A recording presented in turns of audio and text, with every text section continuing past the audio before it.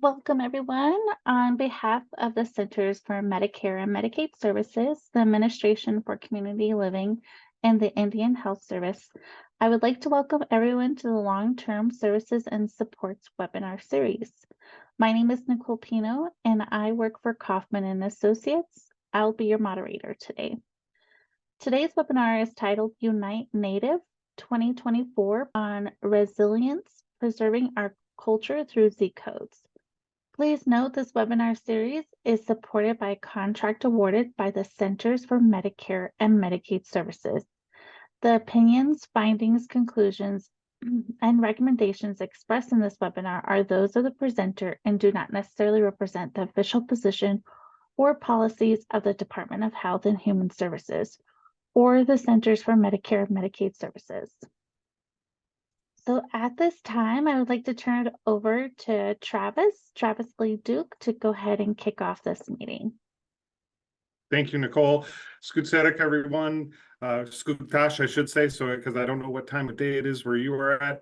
We'd like to start today's presentation by acknowledging that the land that we gather on today is the traditional and ancestral homeland of the Native American tribes that we serve. We pay our respect to their elders, past and present, and recognize their enduring connection to this land. Thank you.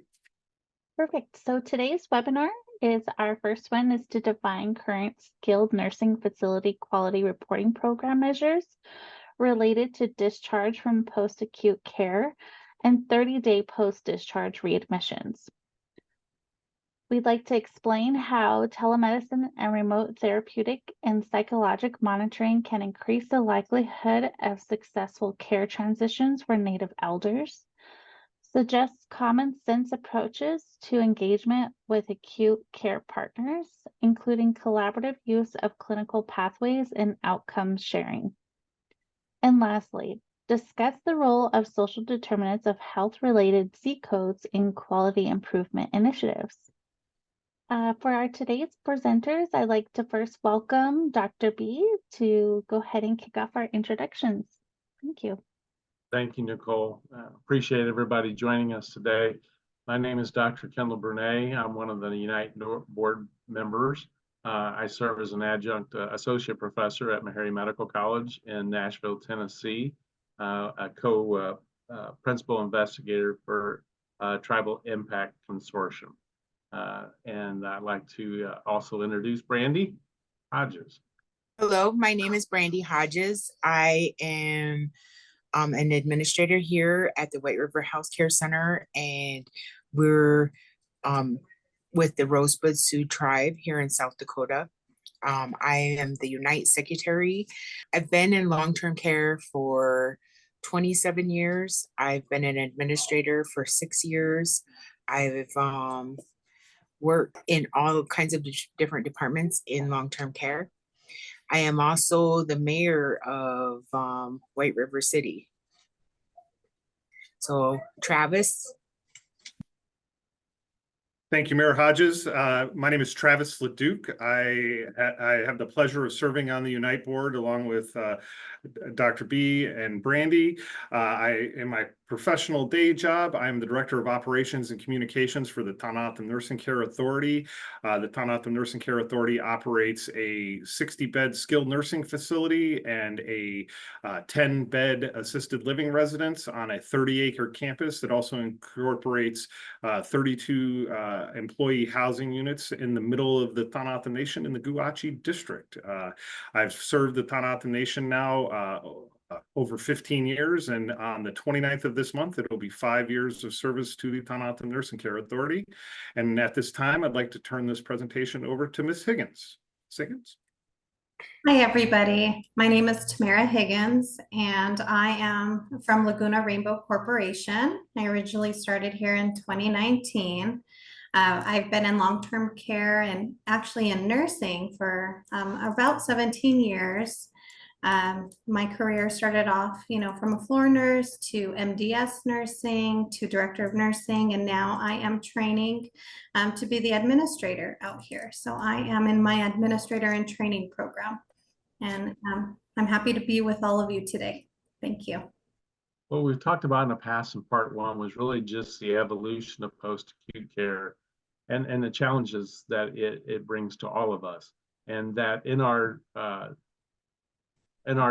tribes, what we have a lot of the responsibility of our elders coming into our facilities, or those younger that need some post-acute care transition. And how do we work with the whole healthcare continuum? And how do we help them get to the best place and the most independent place? Currently, CMS has quality reporting programs and measures the age and place where they might be the safest of COVID. If there's any good, is that we really got to enhance the capability of the telehealth and telehealth programs and remote therapeutic ways. But we're really looking at practical ways to engage the acute and subacute environments, and how do we help in that interaction within the Native community beyond our walls. Section GG is looking at how do we help our residents transition and what assistance is really needed for them. And what we're trying to do is eliminate or to reduce the risk of decline from residents. And so we look at all the wide range of physical issues, neurological, psychological issues, what kind of cognitive factors play into our relationship with our physical world. And so how do we help them achieve as much of that as possible? And whether that's transitioning back to home and that they have to cook, do they have to provide supportive childcare for the rest of the family? So what kind of diminished role do they have because of the certain healthcare issue that they got right now? And so what we got to do is preserve that self-dignity, try to work on that loss of self-control, and how do we increase that activity as much as possible? And then we're always thinking of the physical elements that they might be facing. And so those are the factors that we're working with. And under GG, that's where we can take advantage of some of these codings so that we can support this transition.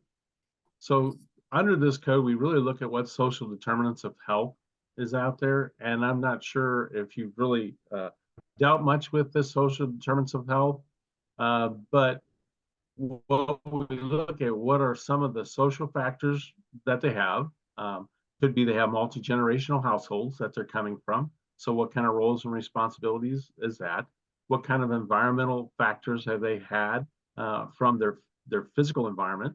I can share with you personally that I grew up in an environment that had a lot of carcinogens. By the time I was 39, I had cancer 3 times. So when you come out of that environmental factor, it has an impact on your personal health. We need to look at that and take that into account. What kind of economic factors have they had, and what are they going back into if we're rehabbing them? Are they going to a physical environment that is not handicap accessible? So what can we do as a tribal community, as a healthcare facility, help them accomplish being a successful person as they're transferring back into healthcare? Thank you, Dr. B. As we all know, the United States invests heavily in healthcare, and we still continue to fall short on our critical health metrics, such as life expectancy, heart disease, maternal and infant mortality rates. And according to the Centers for Medicare and Medicaid Services Office of the Actuary, national health spending is expected to reach $6.2 trillion by 2028. So, why do we address the social determinants of health? Because addressing those social determinants of health by using those Z codes is going to be essential to us improving these outcomes. If we are able to appropriately integrate these Z codes, healthcare providers and our partners will be able to better identify and address the factors that significantly impact health, and it will lead to more effective and comprehensive care for communities. We see through the populations that we serve and the use of these Z codes, we can also continue to, not only at the individual level, but at the health population level, be able to identify those health metrics where we can make adjustments and changes to the care delivery in order to improve those outcomes. Next slide, please.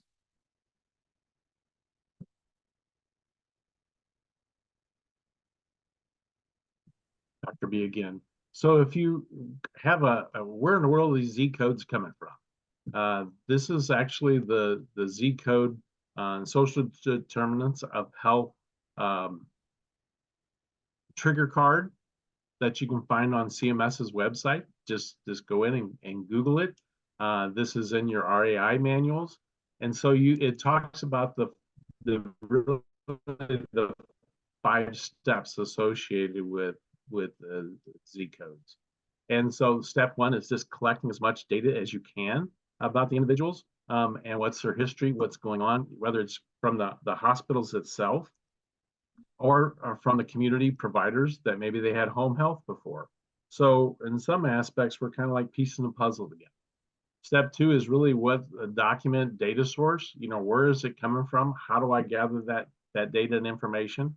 And then how does that play into our plans of care? Because as soon as they hit our doorstep in the skilled facility, we really need to be working on a discharge plan. And so we look back for clinical care paths into a hospital. Where were they at in their rehab process? What day are they on? What should we be within our facility? And then where are they going? We have a limitation that we're supposed to be getting them out of our facility within a certain amount of days. Well, where are they going to? What's a home health provider that they're going to? So you really need to map this out. And that's where step 3 comes in. How are we going to map everything out to make sure that they're going to go home the most appropriate place? And then how are we going to support them at home? Because from a hospital standpoint, they're worried and concerned about the readmission, the bounce back, as we called it, back into the hospital, because then they get penalized. Well, we want to make sure that they can stay successful, stay rehabbing, and maintain their house or their next facility of choice.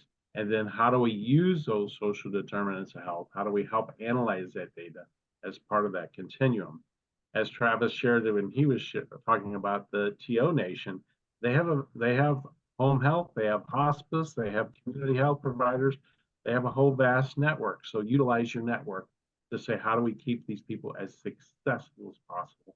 And then we're going to report these findings, show our success, because we're in this together, and we have to say, what is our role and our responsibility? So just always remember, you've got this kind of nice, quick guide to help you walk through that process in your training in your facilities. Travis, you want to talk about this a little bit, please? Thanks, Dr. B. As mentioned, that guide is very helpful, and then we're going to cover each one of those steps in a little more detail. But one of the keys to remember is that data can be collected from any one of the facility assessments, from any one of your partners, through even a home visitation or any of those family interviews. And it doesn't have to be a social worker or a clinician that's providing those works. It can be any team member that, and you see in the slide, it references patient navigators. Here at the Thun Optum Nursing Care Authority, we're standing up a program called Optum Angels, and these Optum Angels, one of the things that they will be able to do, if appropriate, is be able to gather this data in assisting the resident with their activities of daily life. So they'll be a great source to be able to collect this information and make sure that it gets into those Z codes, so that we can make sure that it's not just useful information to us. It'll be useful information in delivering care to the resident, but also useful information to the entire health system. And these assessment screening tools, we're all doing them now. It's really going back and taking a look at what Z codes that could be generated from those intake documents. And so the second step is that we want to make sure that it gets documented, and that's always key.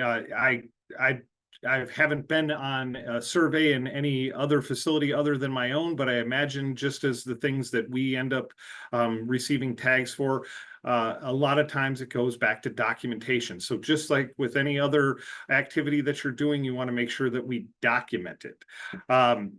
And this is where you start getting back to why does this matter in the financial sense? As you collect these social determinants of health, This should connect back to where the care that's being delivered. So the example that's here is that they're mining operations in Tar Creek, Oklahoma, and the significant, and I believe it's a 7 times rate increase in the incidences of cancer. So you can see how if you have that social determinant of health, it's connected to cancer diagnosis, and then it can be connected to those billing codes that are towards the delivery of interventions that are going to help support that resident in that treatment. What we're really hoping is that we're going to get to where the Z code gaps and the standards of the social determinants of health data, that it paints that clear picture so that you're able to deliver the appropriate care, and also so that it paints that picture for all of the providers that may interact and the partners that may be involved in delivery of care to that resident. Okay, and I'll turn this over to Brandy. The coding and the billing, we just kind of like Travis said, we need to make sure that we do the documentation. A lot of finding out the history behind a resident is in the admission. When you do a social history, you also need to visit with a lot of the relatives, a lot of the friends, the family, to find out what that resident did previously when they were at home, and try to transition them into doing the same things in a facility as they would outside of a facility. We also have a lot of information on the different things that could cause certain things with their health. And those are also based on the Z codes, and it can be the social determinants of health, like diabetes. A lot of our natives have diabetes, renal failure. There's a lot of TB in native lands. So those are also things that we need to look at when we're doing the coding, and determining if you do the coding and you have the documentation, you may be able to use that to get an increase depending on your rugs. Yeah, and I think that's just a little step in here with Brandy, because we were talking about some of the opportunities in her tribe, and that for during the winter, residents might come in and move in to the facility, but then they go back out to the farm. And I've had where we set up, we're going to be setting up, somebody came in, they were COPD, we were sending them home with oxygen, they had an IV. And so when we got to that home, I found there was 3 generations there, but they were smokers. And I'm like, okay, we need to sit down. We can't have live oxygen and you coming in and smoking.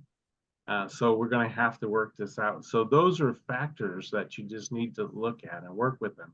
And if people really understand what's going on for an overall health, then they can modify their home environment, because they really need to have that parent come home and help. Maybe it's with childcare, maybe it's whatever. Those are really important components of why we got to collect the Z code data and work with the home health providers and their families. Thanks, Brandy. I thought that was just an important part that you had brought up earlier. Okay, the next slide is identify an individual's social environment and physical risk factors and unmet needs. Inform healthcare and service follow-up and discharge planning. Trigger referrals to social services that can meet the individual needs. Track referrals between providers and social service organizations. We kind of identified some of that previously. Identify individual social environment, depending on where they came from. Like Dr. B said, maybe they came from a home that everybody smoked. Maybe they came from an environment that they didn't have running water inside. Those are all different factors that are met with the unmet needs. They may not have only been able to go, they didn't have transportation to get to the hospital. and they weren't seen as many times as they should have.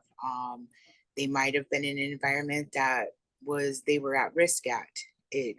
Maybe they babysat all of the little ones. Informed healthcare and service follow-ups and discharge planning. Here through our tribe, we do have a home health that does come in, and they will work with residents in the home. They are only available, since our tribe is pretty big and the areas are harder to serve, that they might only be able to come once a week. So are they going to be able to have those needs if they discharge home?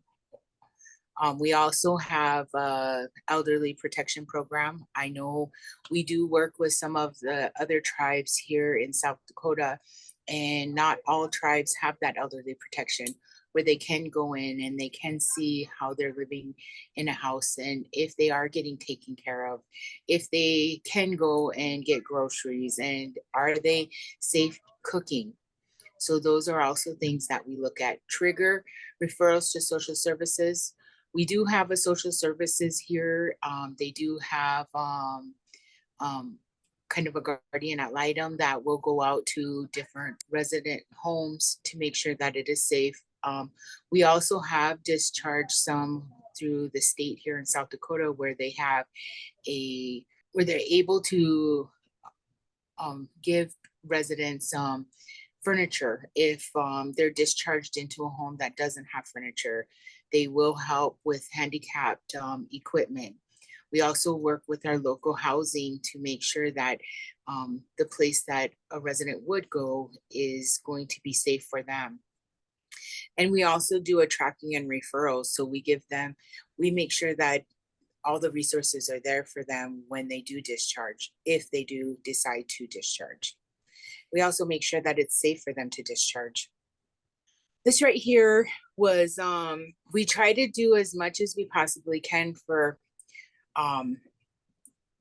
the residents and keep them where they're able to go and do the outside activities like they would if they weren't in a facility. The picture here that we have is some of our residents, they are sitting at a rodeo. We have a local Frontier Days that we have. We also have a local Wachipi or powwow that we do once a year. And we usually try to take them to the rodeo, to the powwow. We report Z codes data to help direct care, cultural impact, and guidance. Provide tribal leadership and boards with valuable information to shape value-based care opportunities and improve tribal health. Share findings across the continuum of care networks, social service organizations, family and child welfare, education and training programs, and health planning boards. Consider creating a social disparities impact statements for the tribal communities. So we try to do as much as we can inside of our facility. We do have a East Wing and a West Wing. Our East Wing is all women. Our West Wing is all men. Years ago, our residents decided that they would prefer to have a women's side and a men's side. The women's side would only like the women to work with them. The men's side, only the men. That's something that's care planned. That's something that's put in our facility assessment. It makes the environment more comfortable for residents.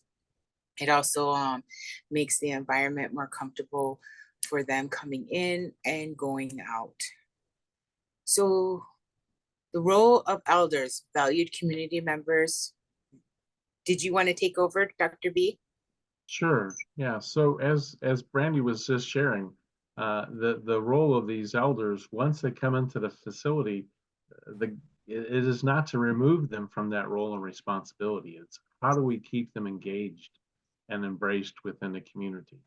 And as our leaders in this area, we have to really look at that. We have elected in our facilities not only a resident council, but we've had elected mayors. We've had aldermen by different wings and different areas of facilities. And then they ended up meeting with the town mayors. Like Randy said, she's a mayor it's like, how do we keep them engaged and embraced with what's going on? And so just this past week on two of our facilities, we actually became polling stations so that the people within the community could come in and engage in polling. And I know many of you do that as well, but it's just really, how do they continue to be a part of that community and really get into that importance of the community involvement? Travis can talk about that because he just had a recent experience with his tribal council, and I'll let him share about that. Well, thank you, Dr. B. We at the Tohono O'odham Nursing Care Authority have really tried to make sure that we can not only connect the community outside, but also our elders that are inside the facility. The residents that make up our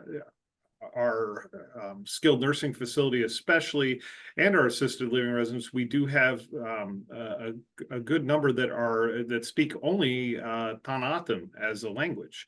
And this offers a unique care dynamic, but more importantly, the Tohono O'odham language as a whole, this is a resource for the rest of the Tohono O'odham Nation as well and its members. But what we hosted here recently was the Tohono O'odham Nation's Legislative Council meetings, and throughout their entire session, where it was open to the public, there were at least 2 or more residents in those sessions at all times, and the residents themselves, either through participation actually in the meeting or those interactions that take place in the hallway, were able to really exercise some, I would say, heavy influence on our legislative council. And one of the subjects that's always touchy here on the Tohono O'odham Nation is the per capita payments. And one of our residents directed their comments to the legislative chair, which resulted in the legislative chair directing Budget and Finance Committee to explore the possibility of a per capita payment. I don't know how many Tohono O'odham Nation members would feel comfortable bringing that forward, but that was definitely something that our residents wanted to know about. And our resident council chair was the one that brought that forward to the legislative council. So a hot button issue for most communities anytime there's payments of monies being involved, but really through the residents having that ability to interact, really being able to speak directly to their elected officials. And it is a powerful way for our residents to advocate for themselves. And so this is the best example I've seen. And I know it caught some buzz because I heard about it by the time I got to the Shell station in Sells, which is 34 miles away. So our legislative council will continue to meet here, and they are always a welcome guest. And so we thank them for making themselves available. And that's just one example. I mean, whether it be our legislative council or even hosting a Alcoholics Anonymous meeting, we have range boss meetings that are here. And the only thing that we ask is if it's appropriate that our residents are able to participate in those meetings. So we really look to be not only a hub, but a resource for the community. So. All right. Hi, everyone. Tamara here again. I just wanted to speak on this slide. This is Joseph Ray. He's one of the Unite board members, and he is an awesome advocate for tribal elders, those with disabilities. He is a tribal elder himself. He's also a resident, and he's always been someone who dreams of re-engagement and getting involved and advocating for elders' needs and tribal members. And so I just wanted to speak on his behalf. And I don't know, Dr. B, if there's anything else. Yeah, and then I personally knowing Joseph too, is that there's the only goal is to go back to the community and participate as an elder, as a person with disabilities, as an advocate. And so we have Tamara's got an important role, and that important role is how do I get him back to health, and how do we get them back into the community? And as board members, fellow board members, how do we get actively engaged back as a Unite Native board member? Because we have many nations that we want to attract and be a part of this, so we grow stronger and have better best practices, because we are all sharing about some of the best practices that we have. I think the Autumn Angels is a great opportunity for us to replicate throughout Indian country. So, you know, that this is what we're about, and Joseph for us is our superstar. And so I know I appreciate Tamara taking the time to share about that. Yes, thank you. So these are, this is Brandy again, and these are residents that we have one at a powwow, and it's actually, we have powwows at our Wachipis at each one of our communities, and she's at her home community, and I'm pretty sure it's her birthday that weekend, and she's dancing with one of her granddaughter-in-laws.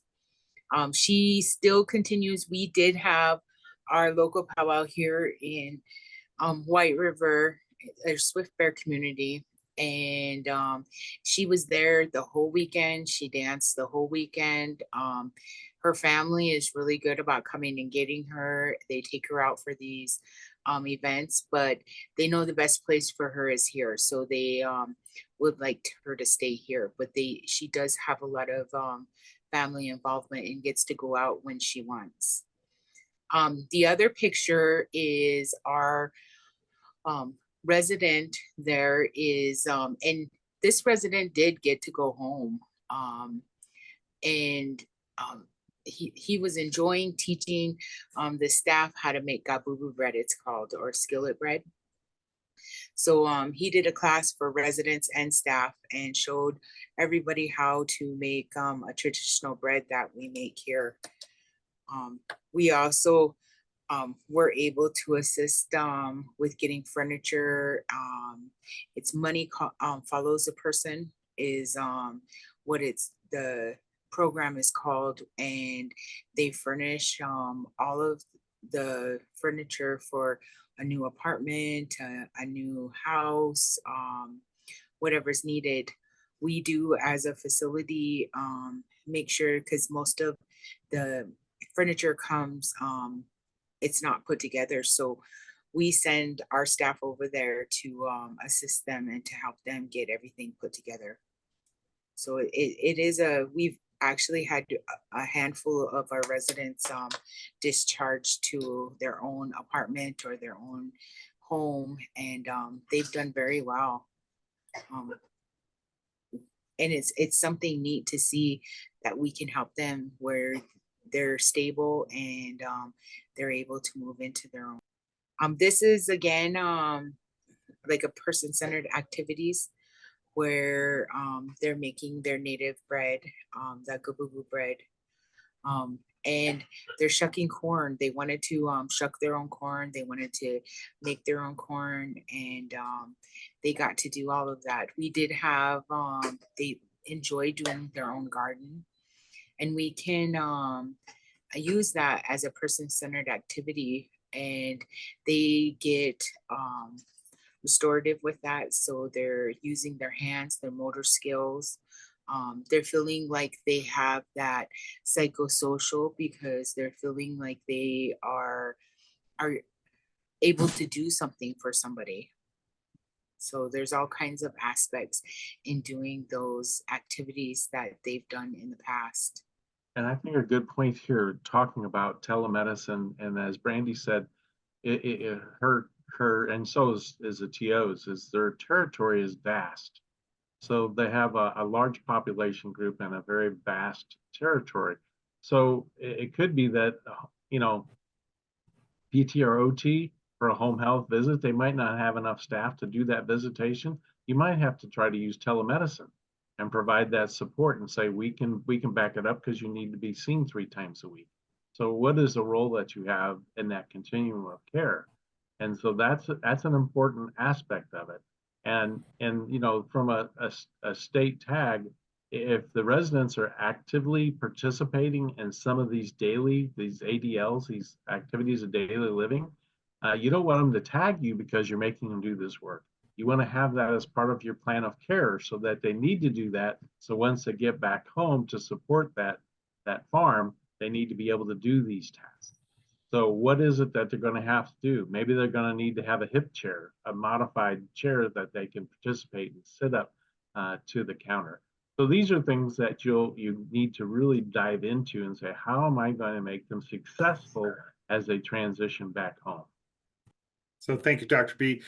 This slide here, I want to share with it, and I would have actually replaced it with some other pictures, but I will speak to this slide, and also I do want to speak to some of the other activities we've done here recently, and pictures that didn't make it in this slide. But as we know, enhancing the quality of life is the central goal of all the programs that we deliver, and especially as we take care of our elders and our most valuable resource, that we're able to make sure that as we identify them as Optum-centered care, or otherwise identified as person-centered care to activities that take place in Indian country, we want to make sure that they're designed with your unique cultural and social needs of your residents, just as we do for ours.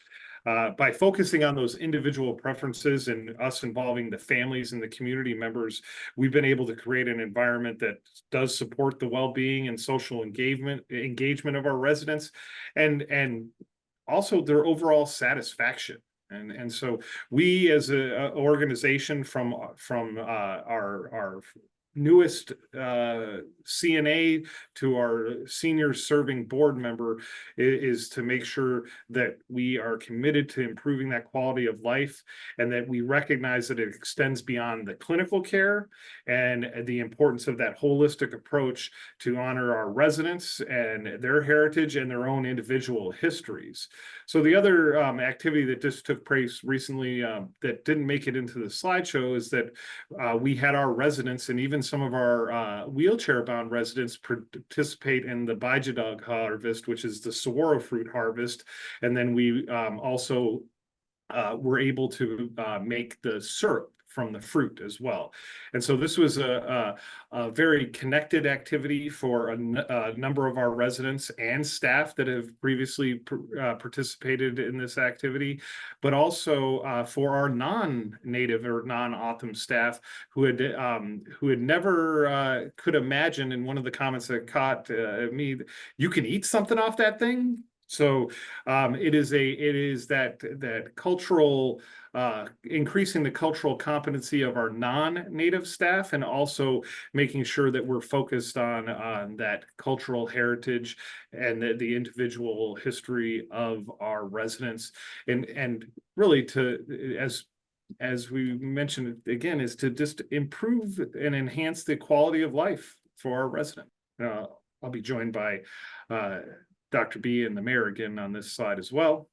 So the prevalent health issues discuss specific health problems common in the tribe that the nursing home is equipped to address.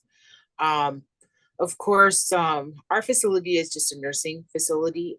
We don't do any skilled. So as far as doing like IVs and different things, we aren't capable of doing that. We do have a restorative program. So the restorative program works with residents like physical therapy. We do have a physical therapist that comes in and just does assessments.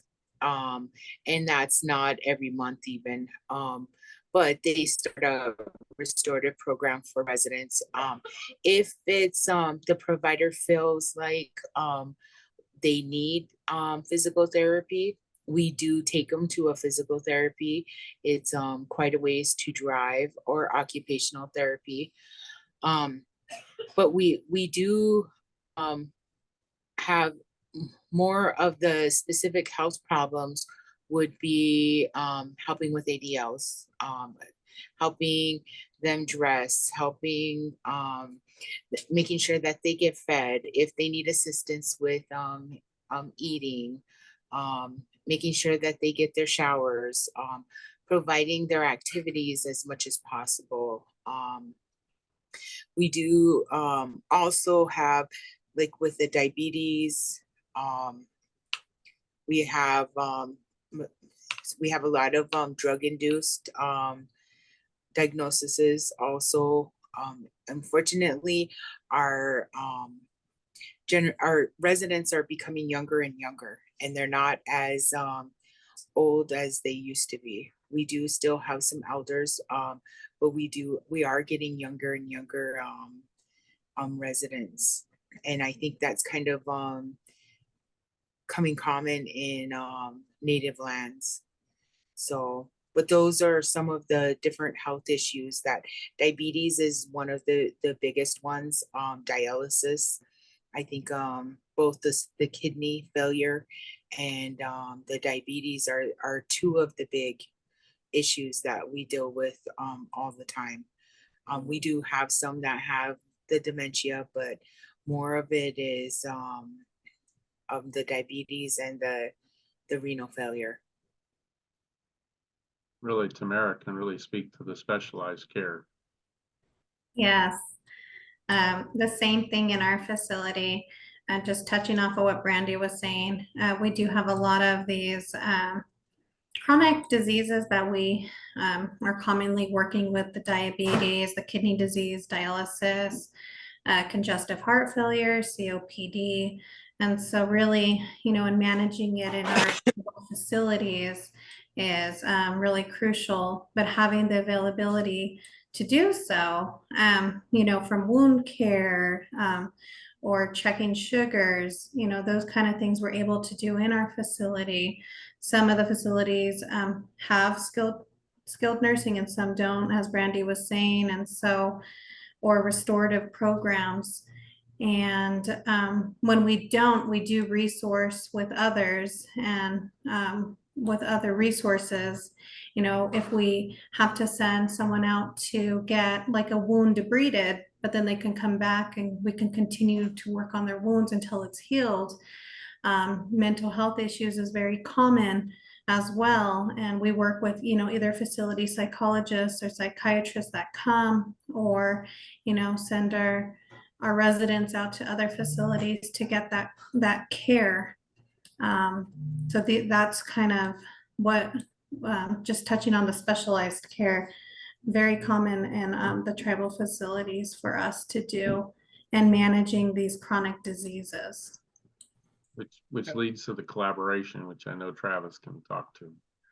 Well, thank you, everyone. And also by identifying those residents that have certain social factors, such as social isolation or lack of transportation, then we as providers can prioritize that care and intervention that's going to reduce that risk. And then in this collaborative nature, for us, we tap into those additional resources that may be there. We have some internal transportation resources, but we also work with the Tanahatham Nation's healthcare to provide health transportation services for some of our residents.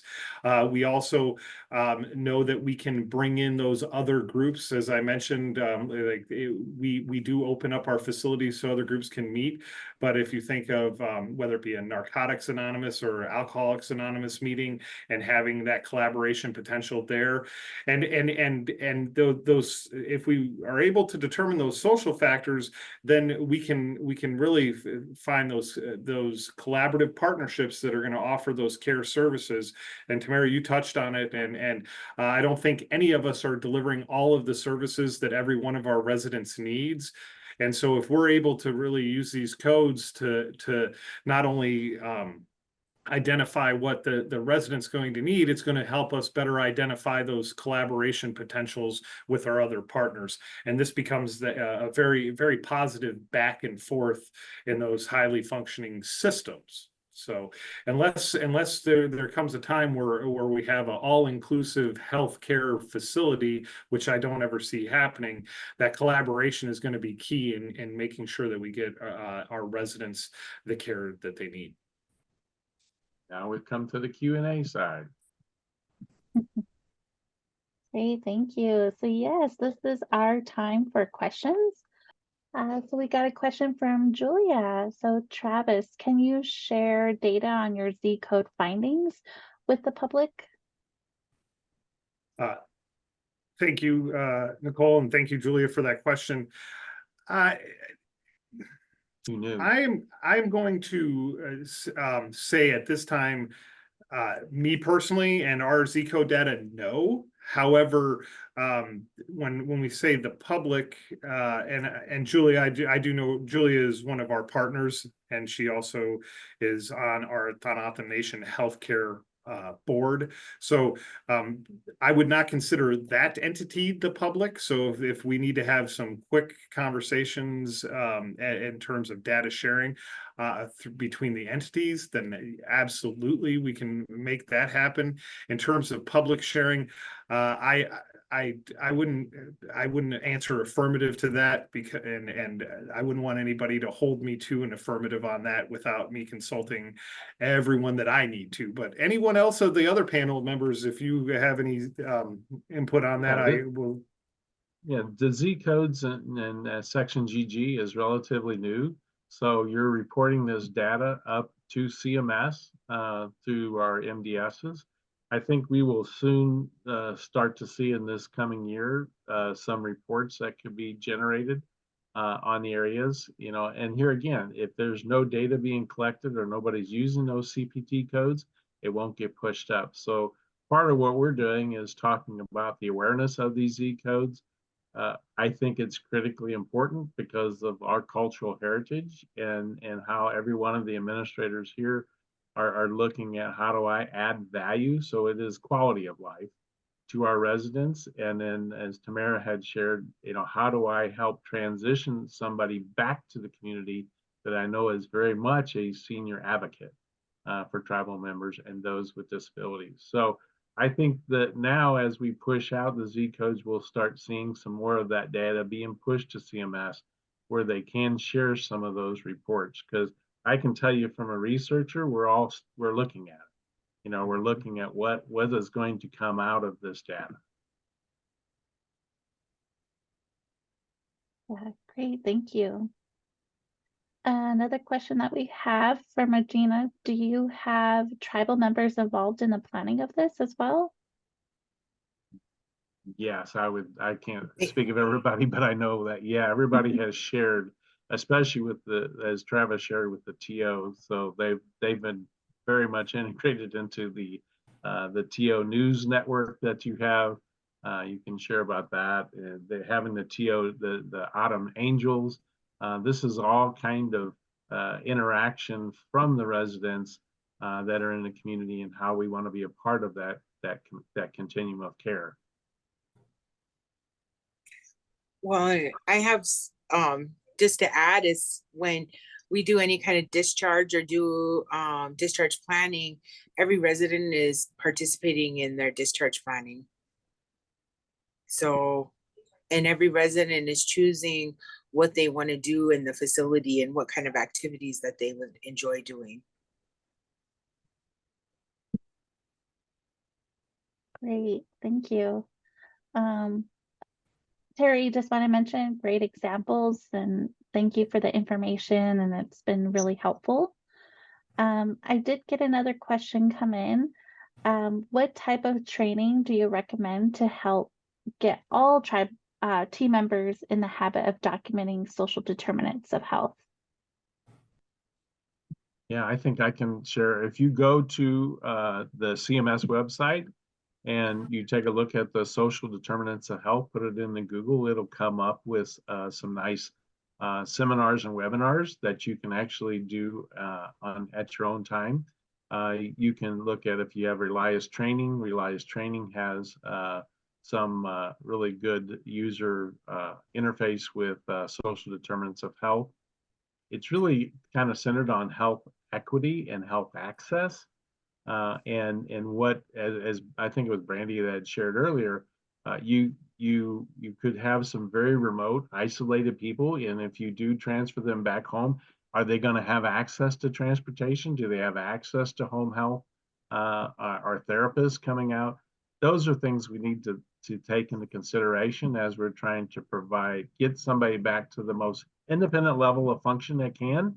How do we help them stay as independently functioning as possible? What kinds of roles and responsibilities are they going back home to? I think Brandy had shared that they might be going back home to, they got to be a family caregiver. So all of a sudden they're taking care of their grandkids, you know, while their mom and dad is busy working or out in the fields working. So So those are important factors. If we transfer them back home, can they get access to the pharmacy that they need?